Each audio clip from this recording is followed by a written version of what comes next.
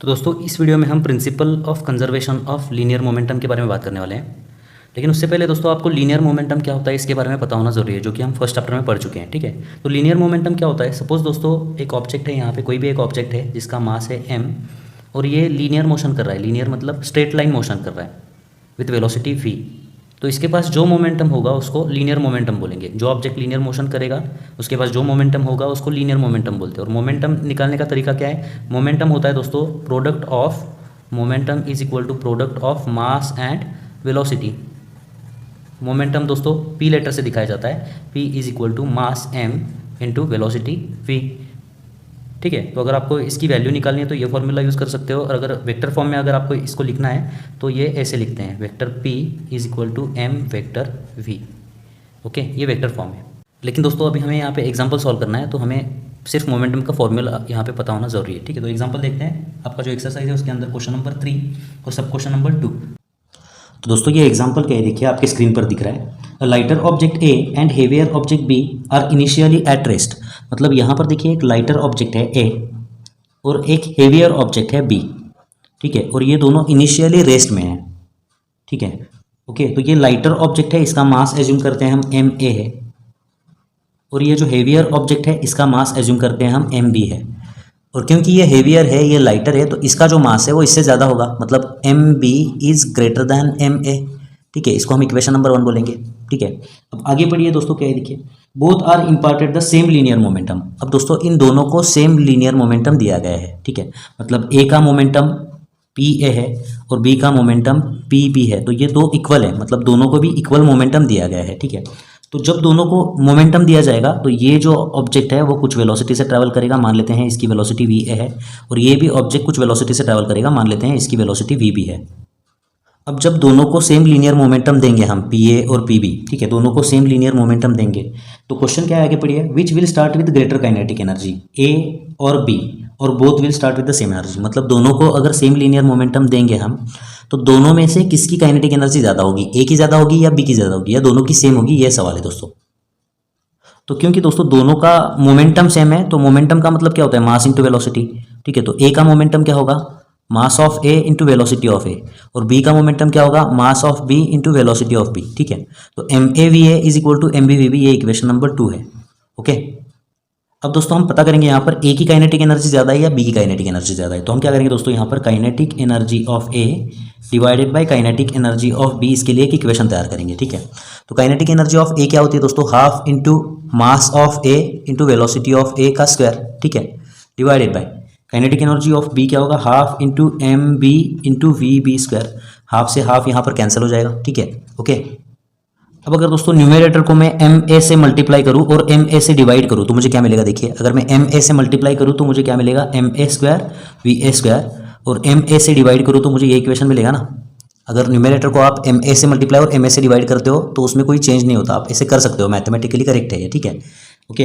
अब divided by दोस्तों denominator में हमें क्या करना है, एम बी से मल्टीप्लाई करना है, इसको डिनोमिनेटर को एम बी से मल्टीप्लाई करना है और उसको एम बी से डिवाइड करना है। ठीक है, सो यहाँ पर क्या होगा, M B square V B square हो जाएगा डिवाइडेड बाय एम बी हो जाएगा ये। ठीक है, अब क्योंकि दोस्तों M A square V A square मतलब क्या होगा, ये M A into V A square हो जाएगा ये। ठीक है, डिवाइडेड बाय यहाँ पर आपको मिलेगा एम ए, डिवाइडेड बाय यहाँ पर देखिए एम बी वी बी मिलेगा, इसका यहाँ पर स्क्वायर मिलेगा, डिवाइडेड बाय क्या मिलेगा दोस्तों, आपको यहाँ पर एम बी मिलेगा। ठीक है, अब क्योंकि M A V A is equal to M B V B है, ठीक है, तो यहाँ पर ये M A V A square is equal to M B V B square हो जाएगा, इसको ये कट हो जाएगा। ठीक है, तो आपको यहाँ पर क्या इक्वेशन मिलेगा, देखिए kinetic energy of A, kinetic energy of A divided by kinetic energy of B is equal to क्या मिलेगा आपको, यहाँ पर देखिए न्यूमरेटर में आपको मिलेगा 1/ma और डिनोमिनेटर में आपको मिलेगा 1/mb। और इसको अगर आप सिंप्लीफाई करते हो तो आपको देखिए 1 डिवाइडेड बाय ma, और डिनोमिनेटर में मतलब 1/mb से अगर आप डिवाइड करते हो तो आपको क्या करना है, इसका उल्टा लिखना है मल्टीप्लिकेशन में, तो ये mb/1 हो जाएगा। ठीक है, ओके।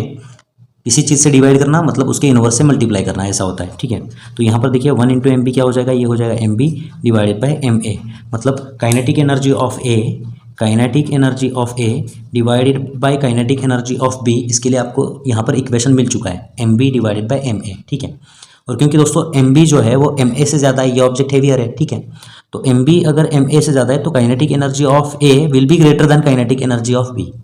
ठीक है। So kinetic energy of A will be greater than kinetic energy of B. तो आंसर हमें मिल चुका है दोस्तों इस क्वेश्चन के लिए।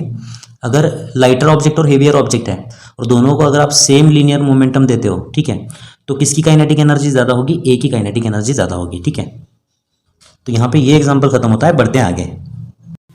अब देखते हैं दोस्तों ये principle of conservation of linear momentum क्या है। सबसे पहले देखते हैं उसका स्टेटमेंट, ठीक है। स्टेटमेंट क्या है देखते हैं। तो ये देखिए स्टेटमेंट क्या है दोस्तों, if no external force is acting on a system then total momentum of a system is conserved, ठीक है। एग्जाम्पल के लिए देखिए दोस्तों, फॉर एग्जाम्पल पहला एग्जाम्पल देखते हैं हम। सपोज यहाँ पे कोई भी एक ऑब्जेक्ट है जिसका मास m है, ओके, और ये u वेलोसिटी से ट्रैवल कर रहा है, ओके। तो आपने यहाँ पे सिस्टम आपने डिफाइन करनी होती है। आपने ये सिस्टम यहाँ पे ऐसे डिफाइन की है, ये सिस्टम है आपकी, ठीक है। तो ये सिस्टम पर अगर कोई दोस्तों एक्सटर्नल फोर्स नहीं लग रहा है, कोई बाहर से इसको पुश नहीं कर रहा है या पुल नहीं कर रहा है, कोई भी एक्सटर्नल फोर्स इस पर नहीं लग रहा है, तो इसका जो मोमेंटम है वो मोमेंटम कंजर्व रहेगा, मतलब कांस्टेंट रहेगा, ठीक है। तो इस सिस्टम का मोमेंटम कभी भी आप देखोगे तो वो कांस्टेंट ही रहेगा, ठीक है। मतलब इसका इनिशियल मोमेंटम क्या होगा? इनिशियल मोमेंटम क्या होगा? Mass into velocity. तो इसका फाइनल मोमेंटम भी क्या होगा? मास m, मास तो चेंज नहीं होने वाला है और वेलोसिटी भी चेंज नहीं होगी यहाँ पे इसकी, क्योंकि ये एक ही सिस्टम है, एक ही ऑब्जेक्ट है, ठीक है। तो ये लॉ क्या कहता है देखिए, if no external force is acting on a system, इस सिस्टम पर कोई एक्सटर्नल फोर्स नहीं लग रहा होगा, then total momentum of a system, इसका जो टोटल मोमेंटम है ये कंजर्व रहेगा, ये कांस्टेंट रहेगा, ठीक है। यहाँ पे दोस्तों हमने सिस्टम इतनी ही डिफाइन की थी। अब थोड़ा सा चेंज करके देखते हैं इसको।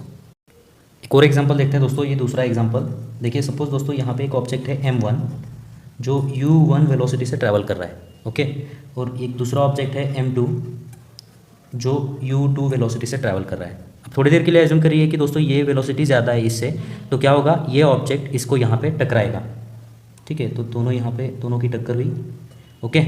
उसके बाद दोस्तों दोनों सेपरेट हो जाएंगे। अब वेलोसिटी इसकी चेंज हो जाएगी। इसकी वेलोसिटी है सपोज m1, इसकी वेलोसिटी v1 हो गई और इसकी चेंज होगी ओके हो गई सपोज यहाँ पे v2, ओके। दोस्तों सपोज आपकी सिस्टम यहाँ पे ये है, ये सिस्टम है, ठीक है, ये सिस्टम है यहाँ पे, ओके। आपने ये सिस्टम यहाँ पे डिफाइन की हुई है। तो दोस्तों according to law of conservation of linear momentum क्या होगा? अगर इस सिस्टम पर बाहर से कोई एक्सटर्नल फोर्स नहीं लग रहा है, देखिए यहाँ पे बाहर से कोई एक्सटर्नल फोर्स नहीं लग रहा है, यहाँ पे ये ऑब्जेक्ट इस पर और ये ऑब्जेक्ट इस पर क्या कर रहा है? फोर्स अप्लाई कर रहा है, लेकिन बाहर से कोई एक्सटर्नल फोर्स नहीं लग रहा है। तो अगर बाहर से कोई एक्सटर्नल फोर्स नहीं लग रहा होगा तो इसका मोमेंटम कंजर्व रहेगा, मोमेंटम इसका कांस्टेंट रहेगा। यहाँ पे भी मोमेंटम कांस्टेंट रहेगा, यहाँ पे भी कांस्टेंट रहेगा और यहाँ पे भी टोटल मोमेंटम कांस्टेंट रहेगा। तो इसका टोटल मोमेंटम सिस्टम का क्या होगा? यहाँ पे टोटल मोमेंटम, इनिशियल मोमेंटम बोल सकते हो। टोटल इनिशियल मोमेंटम क्या होगा यहाँ पे? m1 u1 plus m2 u2, ये सिस्टम का मोमेंटम है इनिशियल। कोलिजन होते वक्त भी दोस्तों इसका मोमेंटम उतना ही होगा, कोलिजन होने के बाद भी इसका मोमेंटम, फाइनल मोमेंटम क्या होगा यहाँ पे देखिए, टोटल फाइनल मोमेंटम क्या होगा यहाँ पे? m1 v1 plus m2 v2, ठीक है, ये फाइनल मोमेंटम होगा। तो टोटल इनिशियल मोमेंटम और टोटल फाइनल मोमेंटम सेम होगा according to law of conservation of linear momentum.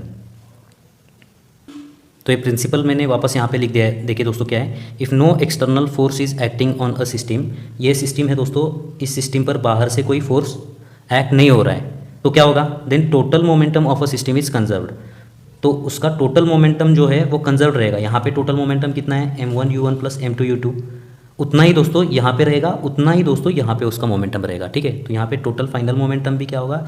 m1 v1 plus m2 v2, ये जो है m1 u1 plus m2 u2 is equal to होगा m1 v1 plus m2 v2 के बराबर, ठीक है, अकॉर्डिंग टू दिस लॉ।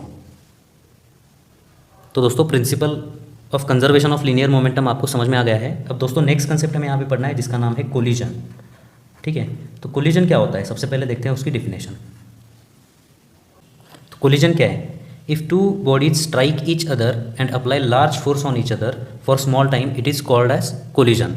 इसका मतलब क्या है दोस्तों? ये दो बॉडीज़ हैं, ये अगर स्ट्राइक होते हैं एक दूसरे से यहाँ पे और लार्ज फोर्स अप्लाई करते हैं एक दूसरे पे for small time, then it is called as collision. तो सपोज एक मास है m1 जिसकी इनिशियल वेलोसिटी यहाँ पे u1 है, और मास m2 है जिसकी इनिशियल वेलोसिटी u2 है।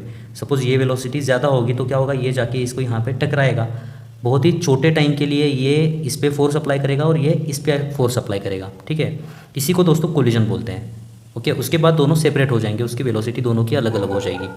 ओके, यहाँ पे जो हो रहा है दोस्तों, ये जो m1 m2 पे और m2 m1 पे शॉर्ट पीरियड ऑफ टाइम के लिए जो फोर्स अप्लाई कर रहे हैं यहाँ पे टक्कर होने के बाद, ठीक है, इसको दोस्तों कोलिजन बोलते हैं। यहाँ पे देखिए दोस्तों, एक बॉल है जिसको कि आपने दीवार की, ये दीवार है, दीवार की ओर फेंक दिया है, तो ये जाकर क्या हो, ये गेंद जाकर क्या होगी, यहाँ दीवार से टकरा जाएगी। शॉर्ट पीरियड ऑफ टाइम के लिए ये बॉल ने इस दीवार पर और दीवार ने इस बॉल पर फोर्स अप्लाई किया, तो यहाँ पे ये कोलाइड हो गए, तो इसको कोलिजन बोलते हैं। कोलिजन होने के बाद ये दीवार तो वैसे ही रहेगी, ये गेंद वापस पीछे आएगी, ठीक है। तो ये सिचुएशन है बिफोर कोलिजन, ये है ड्यूरिंग कोलिजन और ये है आफ्टर कोलिजन, ठीक है। तो यहाँ पे दोस्तों आपको एक चीज़ बहुत ही इंपॉर्टेंट ध्यान में रखनी है, वो चीज़ क्या है देखिए, बहुत ही इंपॉर्टेंट एक नोट है, वो क्या है देखिए, through out collision momentum of system is conserved. इसका मतलब क्या है दोस्तों, before collision, during collision, after collision momentum system का चेंज नहीं होगा, ठीक है। आप यहाँ पे कोलिजन के लिए आप law of conservation of momentum apply कर सकते हो, क्योंकि ये सिस्टम है, ये सिस्टम है दोस्तों, यहाँ पे देखिए ये सिस्टम है, तो ये सिस्टम पे बाहर से कोई फोर्स अप्लाई नहीं हो रहा है, तो मोमेंटम इसका कंजर्व रहेगा, ठीक है। तो initial total initial momentum is equal to total final momentum. आप ऐसे कोलिजन के लिए इक्वेशन बना सकते हो। टोटल इनिशियल मोमेंटम क्या होगा, इसका मोमेंटम क्या है m1 u1 प्लस इसका momentum m2 u2 will be equal to what, final momentum. Total final momentum क्या होगा, m1 v1 plus m2 v2। तो m1 u1 plus m2 u2 will be equal to m1 v1 plus m2 v2। या आप collision के लिए equation ऐसा तैयार कर सकते हो। यहाँ पे भी हो सकता है दोस्तों, टोटल इनिशियल मोमेंटम, ओके। यहाँ पे सिस्टम क्या है, ये गेंद और ये दीवार, इनका टोटल इनिशियल मोमेंटम ये बराबर होगा, is equal to total final momentum, ठीक है। Total initial momentum will be equal to total final momentum. So throughout collision momentum of system is conserved before collision, during collision, after collision. दोस्तों इसका system का total momentum change नहीं होता है, इसका जो टोटल मोमेंटम है वो कंजर्व रहेगा, मतलब कांस्टेंट रहेगा। ये चीज़ दोस्तों आपको यहाँ पे ध्यान में रखनी है। अब दोस्तों ये जो कोलिजन है इसके 3 टाइप्स हैं, ठीक है, और ये 3 टाइप्स दोस्तों हम नेक्स्ट वीडियो में पढ़ने वाले हैं। तो मिलते हैं आपसे अगले वीडियो में, तब तक के लिए धन्यवाद।